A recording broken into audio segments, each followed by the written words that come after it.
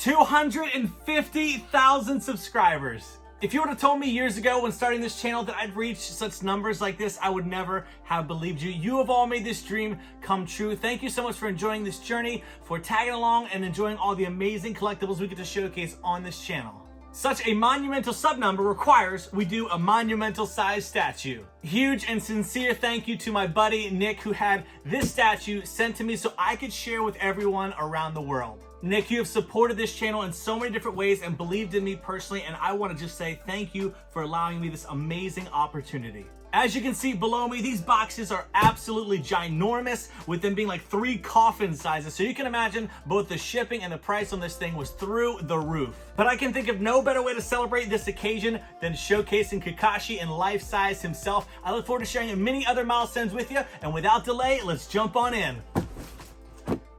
I went ahead and skipped taking this out of the box because it took about 30 or 40 minutes altogether with all the foam pieces.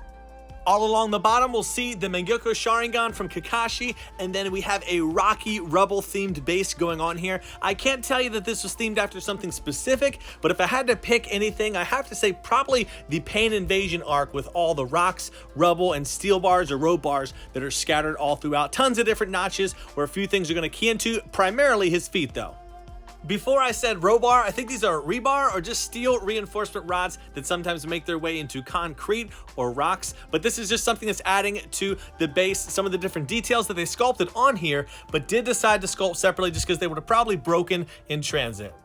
The other piece had a round magnet on the rock section. Now this one has a magnet at the bottom of that steel bar that's going to allow it to key in and also magnetize. The last piece that's going to go on separately is a giant rock with the words Naruto and the Konoha village symbol. I can tell you first thing, my guess why they added this on here, it could have just been a regular rock. They probably threw that symbol on there just to help it be a little meaningful. But the reason this rock is on there is to counterbalance everything that's going on top. Same thing for the large round base below Kakashi is going to be because it needs to balance off all the weight that's going up on top. The last thing you want is for your life-size statue to tip over. Thankfully, it will not with that large round base. We have a notch, a steel rod on the bottom of the foot, and here's the skin tone colors, and then the shading was done very well all throughout the ninja shoe. On the top, we'll see a notch and a hole as well where the calf section is going to key into. Now, this thing is solid, extremely heavy. It's not hollow by any means because it needs to hold all the weight that's going on top. Now, for the other foot, it's just a notch. There's no steel rod, and there is a reason for that we will go over later. It's always crazy assembling these life-size statues to see how the engineering was done and how they put it all together. Now we have the calf section, which primarily is made up of steel rods on both sides and also these white wrappings. Just like the foot, these are super heavy and dense to support all that weight going on top. The most important factor, I've seen way too many one-to-one life-size scale of Luffy from One Piece where they've tipped over because the engineering just sucked on the statue.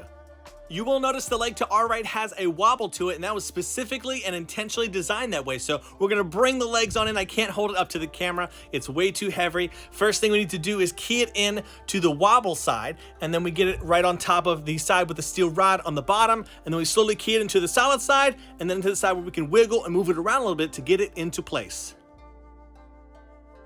I always take it super slow when assembling the life-size statues. They are a nightmare if anything was to go wrong. But zooming in, we'll see all the different textures and details that they sculpted in there. Just like the leg wrappings, we have that leg wrap with the kunai pouch there.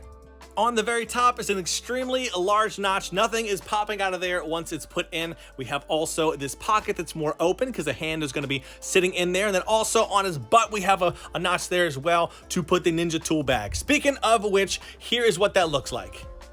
This thing does look realistic with all the textures and shading. There's the notch where it keys into on the back, but zooming in, we can see they put brown in all the right places to bring out all the detail and make it look realistic.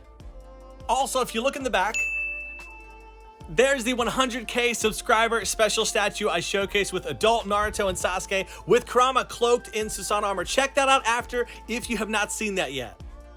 Just like the legs, the ninja flak jacket is way too heavy to hold up on camera, so we'll slide this into that large notch and take a look up close. This chest piece is easily the most controversial part about the statue, primarily because it looks a lot smaller than what we see in the series.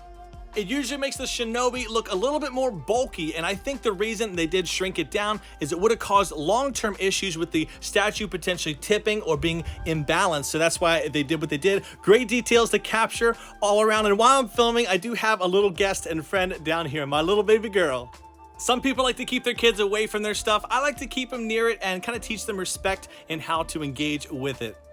Just like the back of the flak jacket, we have that huge Uzumaki clan symbol on there, and then similar shading and details to how we saw on the rest of the legs. There's that very large round magnet that's going to help key it into the shoulder socket area, but we'll get this keyed into place. I will mention it has a slight wobble to it once you get it in there, but because the notch is so large and thick, it's not like it's going to slip out, especially if there's a magnet in there as well. For his hand, we have the standard protector gloves that he normally wears in the series. We'll get a close look and see what that has on there. Kind of some weathering and marking on there, clearly used and seen some battle. And also, if we look inside of the hand, there is a hole because we will be inserting a life-size kunai into that.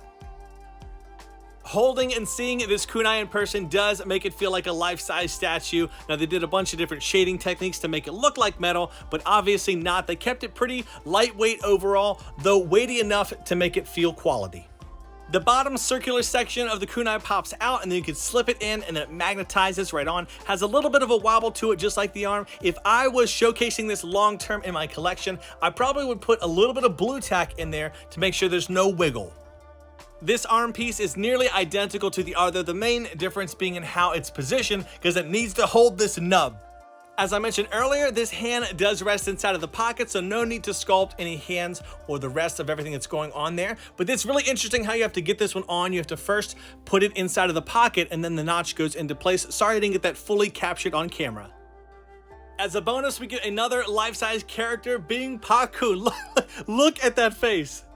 One detail I think they missed, which is going to be on the back of the statue, so you're not going to notice, is the Ninken logo is not on there. So there's the notch where he's going on Kakashi's shoulder. On his chin is where a separate piece of headband strap is going to attach to. But there he is, beautiful and a little ugly at the same time, but I have a pug, so they're beautifully ugly to me the way they look, all the different wrinkles and such.